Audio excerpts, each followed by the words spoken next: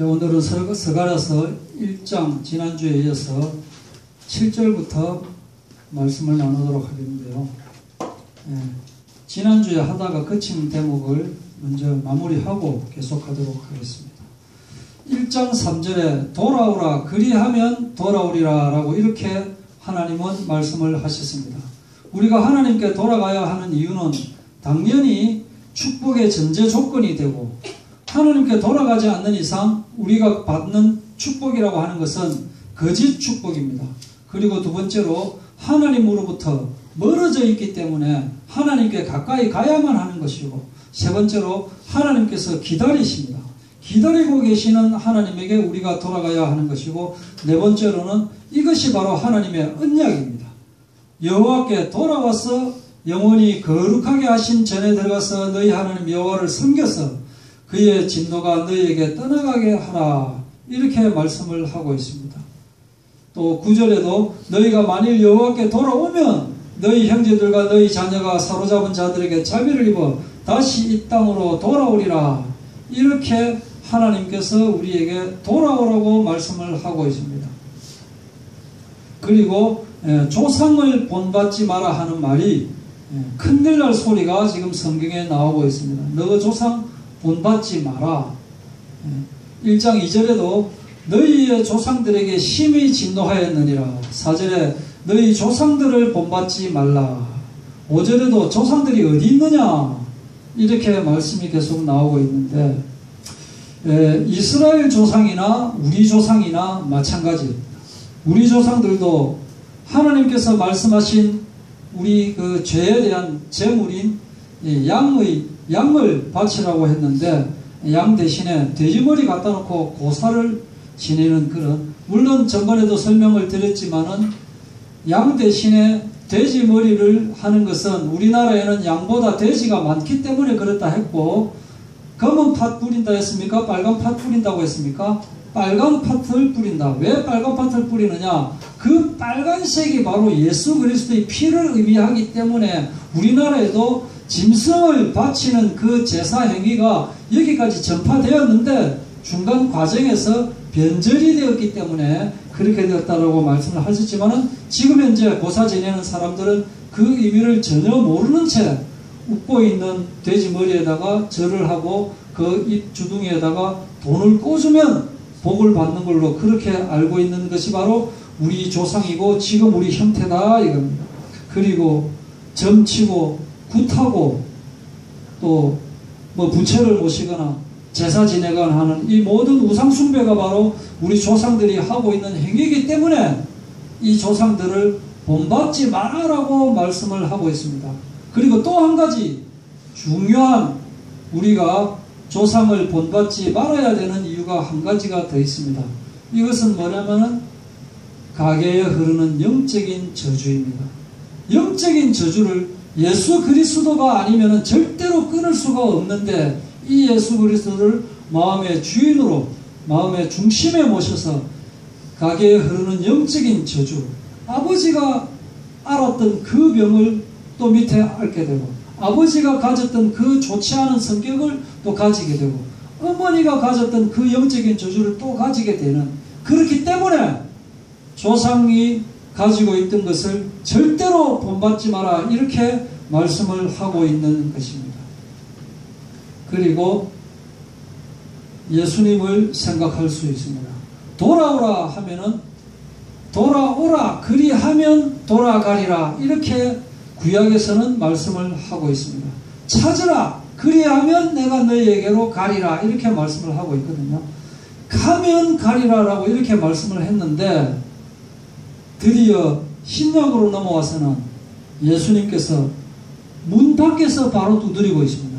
우리가 돌아오라고, 그렇게 돌아오라고 해도 돌아서지 않으니까 우리 가슴 문 밖에서 두드리고 계시는 예수님이십니다.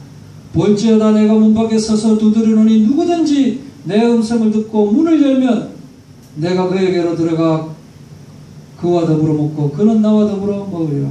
한 발짝 더 앞으로 다가오신 예수님을 발견할 수가 있습니다.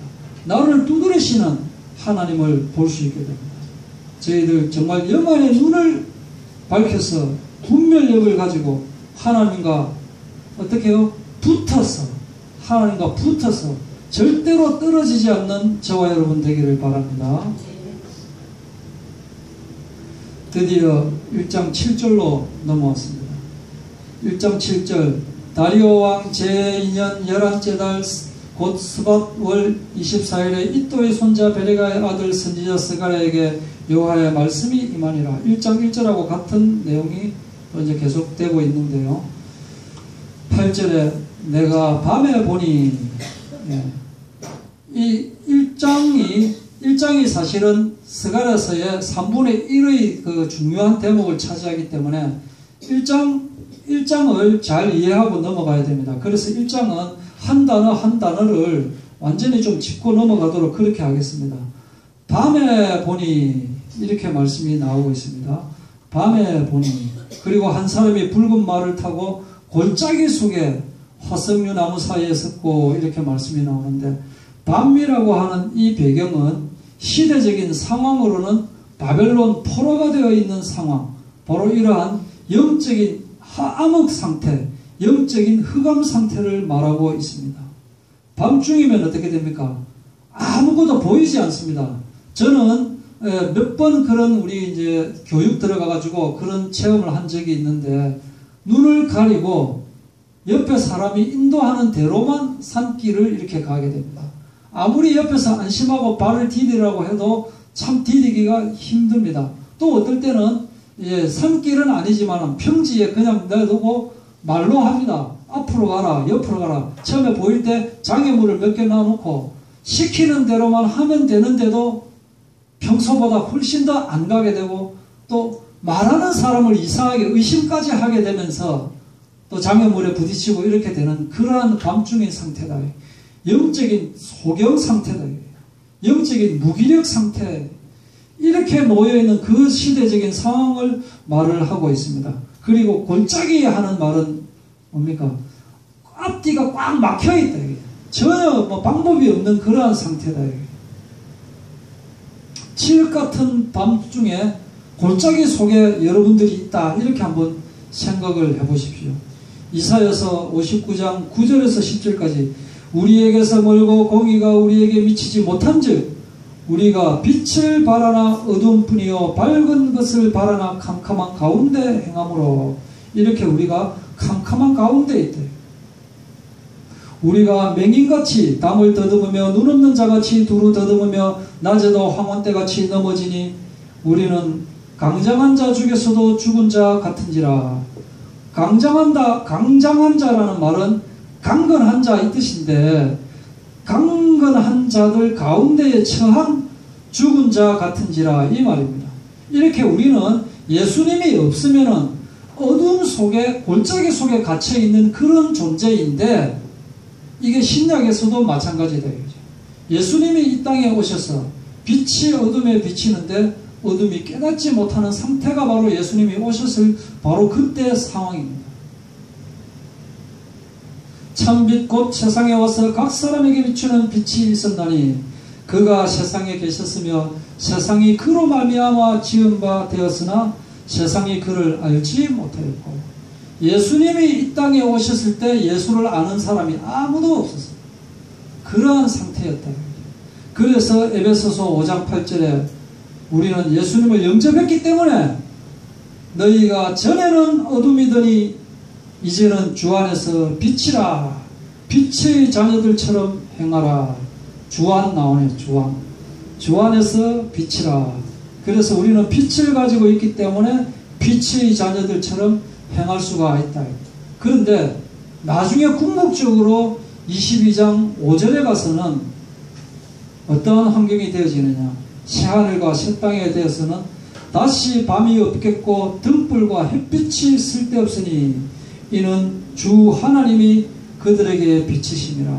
이게 궁극적인 빛의 논리가 됩니다. 우리의 영적인 상태는 빛이 없는 어둠의 상태고 골짜기에 갇힌 상태이지만은 예수님이 이 땅에 오셨습니다. 그러나 그 상황한테서도 그때도 예수님이 이 땅에 오셨을 때 사람들의 마음속에는 예수가 하나도 없었습니다. 그러나 예수님이 우리에게 빛을 주셨고 그 빛을 우리가 마음속에 가지고 있기 때문에 어둠 속에 있던 내 영혼이 밝은 빛을 내는 내 영혼이 되어서 빛을 밝혀라, 빛의 자녀들처럼 행하라, 이렇게 말씀을 하고 계시고, 궁극적으로 이 빛은 새하늘과 새 땅이 되어서 다시는 등불과 햇빛이 쓸데없는 그런 상황이 된다 하는 말씀을 넘어가겠습니다. 찬양 한 곡 하고 계속하도록 하겠습니다. 찬양, 우리 찬양집 15번입니다.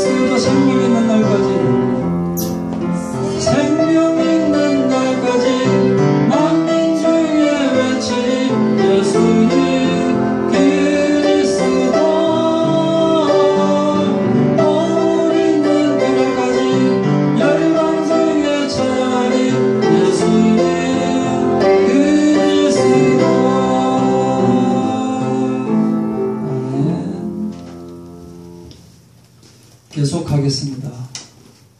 8절에 내가 밤에 보니 한 사람이 붉은 말을 타고 골짜기 속 화석류 나무에 섰고, 붉은 말 하는 말이 나옵니다. 붉은 말 하는 말은 요한계시록 6장 4절에 보면은 이에 다른 붉은 말이 나오더라. 그 탄 자가 허락을 받아 땅에서 화평을 제하여 버리며 서로 죽이게 하고 또 큰 칼을 받았더라. 여기에 나오는 붉은 말은 심판을 뜻하고 징계를 뜻하고 또는 승리, 전쟁을 뜻하는 그런 붉은 말입니다. 그런데 오늘 스가랴서 1장 8절의 붉은 말은 비슷하면서도 약간 다른 의미가 있습니다. 요한계시록 7장 14절에 보면은 어린 양의 피에 그 옷을 씻어 희게 하였느니라 하는 피를 의미하는 붉은색이 되겠습니다. 요한계시록 1장 5절에도 우리를 사랑하사 그의 피로 우리 죄에서 우리를 해방하시고, 붉은 피에 우리의 더러운 옷을 씻었는데 그 색은 흰색으로 변하게 되어 있는 마술 같은, 우리의 더러운 죄가 붉은 피로 씻었을 때 예수 십자가에 흘린 피로써 그대는 씻기어 있는가, 더러운 죄 희게 하는 능력을 그대는 참으지 하는가. 예수의 보혈로 그대는 씻기어 있는가. 마음속에 여러가지 마음속에 여러 가지 죄악이 깨끗이 씻기어 있는가. 예수 십자가의 그 보혈로 우리가 깨끗이 씻어졌다 하는 그 붉은색을 의미하고 있습니다. 그리고 화석류 나무 사이에 섰고, 화석류 나무가 참 보니까 특징이 없어요. 생김새가 뭐 어떻게 자세히 보면은 이런 모양이 되는데 별 특징은 없는데 이스라엘 골짜기에 아주 많이 나는 나무입니다.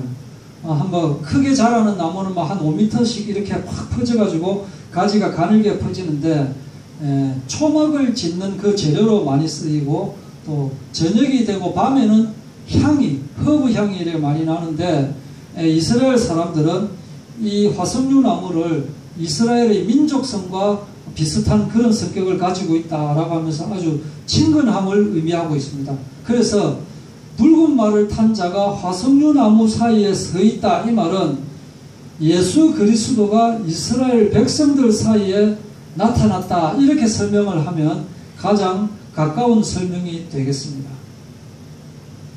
이렇게 나는데 8절에 보면 그 한 사람이 나오죠, 그죠? 이 한 사람이 그 다음에 10절에 보면 화석류 나무에 섰고, 8절에도 화석류 나무에 섰고, 근데 11절에는 이제 종합적으로 나오고 있습니다. 화석류 나무의 사이에 선 여호와의 천사.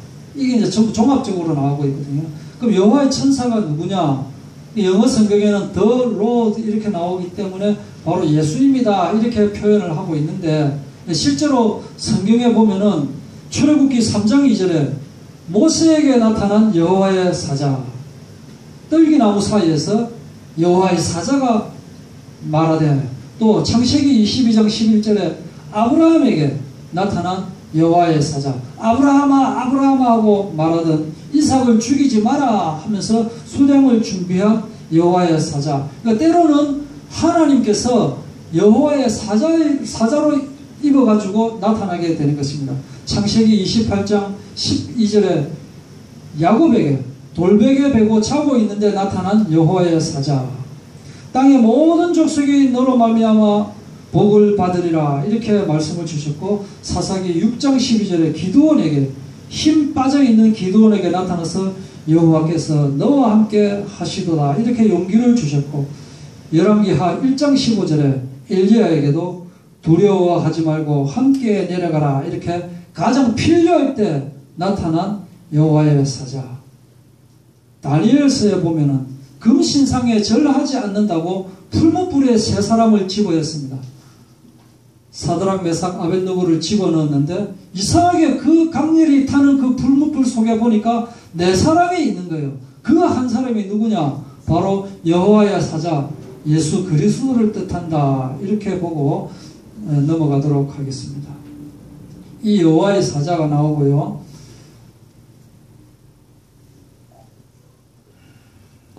여기까지 하겠습니다. 11절에 자 내용을 딱 보시면은 뭐냐면 등장인물이 이제 몇 명이 나오는지 한번 보십시오. 한 사람이 붉은 말을 타고 화석류 나무에 섰고, 이제 한 사람 있죠. 그 다음에 붉은 말, 자줏빛 말, 백마가 있고, 다 합치면 이제 사람으로 치면은 네 사람입니다. 그리고 스가랴 본인이 있고, 그 다음에 내게 말하는 천사가 있습니다.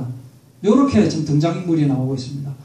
한 사람, 화석류 나무에 사이에 선 한 사람, 그 다음에 붉은 말, 자줏빛 말, 백마가 있고, 내게 말하는 천사가 있고, 내가 있고, 전체로 이제 6명이죠.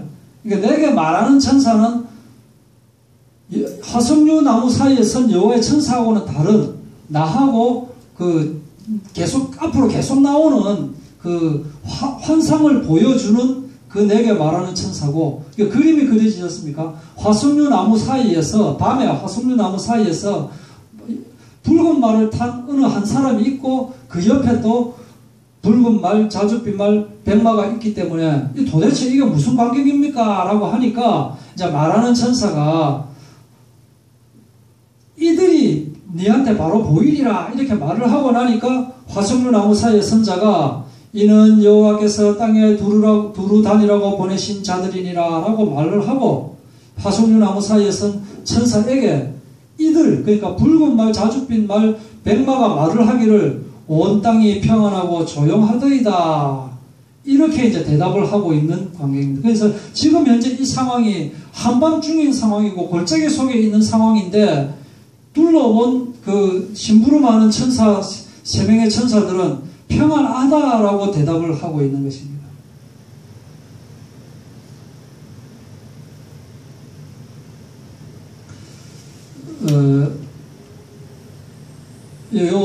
눈에 잘 안 보이시겠지만은 이 내용은 금년도 5월 달에 미국 캘리포니아 주에서 10대 소녀를 납치하여 10년 동안 감금하고 나중에 강제 결혼했다가 경찰에 체포된 40대 남성에 관한 이야기, 남성과 그 여자에 관한 이야기입니다.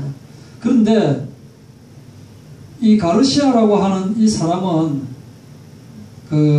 당시 15살이던 소녀에게 마약을 먹여서 납치한 뒤 캘리포니아주 벨가든의 집에 가둬놓고 구타하고 겁을 주어서 도망치지 못하게 하고 스스로 성폭행을 일삼다가 이제 결혼해서 아기까지 낳았습니다. 그런데 희한한 것은 이웃 주민은 집 바로 앞에 경찰서가 있는데 어떻게 그렇게 오랜 세월 동안 그녀를 가둬놓았을 수 있는지 믿어지지 않는다라고 로스앤젤레스 타임스에 말했고, 또 다른 이웃 주민은 둘이 행복한 부부로 보였다면서 음식을 잔뜩 차려놓고 파티를 열면서 다정하게 춤을 추기도 했다고 CNN에 증언했다. 또 지역방송 KNBC가 입수한 가족 사진에서 둘은 정답게 껴안고 미소를 짓는 등 지극히 정상적인 부부관계로 보였다. 에리카라고 밝힌 주민은 한 번도 그녀가 슬픈 표정을 지은 걸 본 적이 없다면서 가르시아도 참 좋은 사람으로 알고 있다, 이렇게 말을 했습니다. 딸과 함께 공원을 산책하거나 동네 가게에 들릴 때에도 가르시아와 동행하지 않았고 심지어는 혼자 차를 몰고 쇼핑을 다니던 경우도 많았다. 그러니까 이 소녀를 납치해서 성폭행하고 했다라는 말이 무색할 정도로 이 여자는 행복한 표정을 지으면서 살고 있었다, 이 말입니다. 그러나 나중에 진상을 알고 보니까 멕시코에서 6개월 전에 미국으로 건너온 피해자는 당시 어머니와 동거 중이었는데 가르시아에게 성폭행을 당하고 난 뒤에 마약을 먹여서 잠들게 하고 태워서 집에까지 데려왔고, 눈을 떴을 때 구타와 협박, 성폭행이 이어졌고, 밤에는 야간에만 빌딩 화장실 청소 일을 나가도록 하고 하면서 가족은 너를 잊었다, 집으로 돌아가면 온 가족이 모두 멕시코로 추방된다라고 끊임없이 협박을 하여 그녀는 자포자기한 끝에 2007년에는 결혼을 했고 2012년에는 딸까지 낳았다. 그런데 어떻게 이제 사건이 터졌느냐? 그녀는 아이를 낳아 키우면서 아이의 미래를 위해서라도 더는 이렇게 살아서는 안 되겠다 하는 생각에 없던 용기가 생겼다라고 하면서 경찰에 신고하게 됐다. 이 중간 과정은 뭐냐면은 이 여자가 감금되어져 있는 상태이면서도 불구하고 외형적으로 자기가 편안하니까 거기에 속아 있었다, 이게 제가 말하려고 하는 내용입니다. 바벨론은 포용 정책을 썼습니다. 그래서 이 이스라엘 사람들이 원하는 것을 다 해주는 것입니다. 그래서 외형상으로는 평화다, 이게. 그런데 실제로는 뭡니까? 상태가 포로 상태였다, 감금되어져 있는 상태였다, 이게. 이것이 바로 사탄의 정책이 돼요. 사탄은 막 바로 앞에서 괴로움을 주거나 그렇게 잘 안 합니다. 평안하게 해서 예수 그리스도를 모르도록 하고 있다. 또 하나를 보여드리겠습니다. 이거는 바로 그저께 11월 3일 날 나온 것입니다. 북한에서 직접 조정하는 해외 종북단체가 30여 곳이 되고 있습니다. 그래서 북한의 정찰총국 해외 정보국은 종북단체의 컨트롤 타워가 되고 있다. 왜 종교에서, 기독교에서 자꾸 정치적 중립을 지키지 않느냐라고 그렇게 이야기할 수도 있겠지만은 이것은 실상을 그대로 이야기합니다. 여당 야당을 떠나서 실상을 그대로 이야기. 지금 현재 우리의 현실이 인터넷을 켜면 나오는 여러 가지 내용들 중에는 이렇게 서른 요것에서 지금도 계속 하고 있습니다. 그걸 우리가 보고 있으니까 이게 일은 하기 싫지요, 돈은 벌고 싶지요, 공부는 하기 싫지요, 성적은 좋고 싶지요, 정부 나라 망하는 거는 별 관계없다, 나만 잘 살면 된다, 이런 마음이 되어지고 있다. 모르고 있다. 그 상태를 지금 우리가 한번 밝혀보자라고 하는 생각에서 말씀을 드렸습니다. 대북전단 그것 때문에 지금 남북관계 뭐 이렇게 되고 해서 대북전단 뿌리지 마라라고 그렇게 계속 이야기를 하고 있는데, 잘 생각해보세요. 대북전단 뿌리는 단체가 어느 단체입니까? 탈북자 단체입니다. 왜 탈북자 단체겠습니까? 자기들은 북한에 살고 있었습니다. 북한이 지금 엉망이다라는 것을 자기들은 직접 경험을 했습니다. 그런데 한국에 있는 사람들은 그걸 직접 경험하지 못하다 보니까 왜 그런 짓을 하느냐, 자꾸 남북관계 개선해야 되는데라고 하는데, 북한이라고 하는 땅은 우리가 생각하는 그런 동포야 우리와 함께 얼싸안고 같이 춤을 추자 그런 북한이 아닙니다. 죽느냐 사느냐라고 하는 그런 북한이 돼. 한번 끌려가면 대책이 없는 그런 상황인데 그걸 모르고 지금 운동을 하고 있다. 조금만 더 하겠습니다. 예레미야서 6장 14절에 보면은 그들이 내 백성의 상처를 가볍게 여기면서 말하기를 평강하다 평강하다 하나 평강이 없도다. 이 말이 뭐냐면은 사실은 평강이 없다. 사실은 평강이 없다. 어항 속에, 우리 저희 집에 어항에 물고기를 키우고 있는데 참 평화롭습니다. 밥 주는 대로 먹고 그냥 크고 있습니다. 근데 걔네들이 정말로 행복하냐? 진짜로 행복한 건 뭡니까? 자기들이 원래 낳아서 크고 있는 거기로 가야지 어항 속에서 행복해봤자 그게 뭐냐 이거지. 그런데 이 물고기는 자기가 평안한지 평안 안 한지 그것조차 모르고 있대. 진정한 평화는 하나님과의 관계 회복에서 나오는 거죠. 거짓 평화가 뭐냐? 우리가 먹고 자고 싸고 먹고 자고 싸고 하나님 없어도 평안하기만 된다라고 그렇게 생각하고 있지 않느냐. 현 세상은 예수님 없이도 평안한 세상입니다. 뉴에이지 사상, 하나님 없이 우리가 잘 될 수 있다라고 하는 사상, 거기에서 나온 조직이 바로 프리메이슨 조직이고, 우리 문화를 보십시오. 귀신 문화 하잖아요. 귀신 문화. 뭐 전생 뭐 하면서 따라가고 점치고 굿하고, TV에 요즘 더 자주 나오더라고요. 뱀을 막 목에 걸고 뱀을 집에서 키우고 하면서, 그게 뭐냐면 사탄에 대한 의식이 전혀 없는, 뱀과 친화력을 있게 하는, 그게 누구의 조작이겠느냐. 사탄이 그렇게 지금 만들고 있는 거예요. 그래서 결론적으로 우리가 하나님의 언약 안에서 평안한가, 아니면 거짓 평안 속에 있느냐, 내가 과연 참 평안에 있는가 그렇지 않는가 하는 것을 볼 줄 아는 저와 여러분 되기를 바랍니다.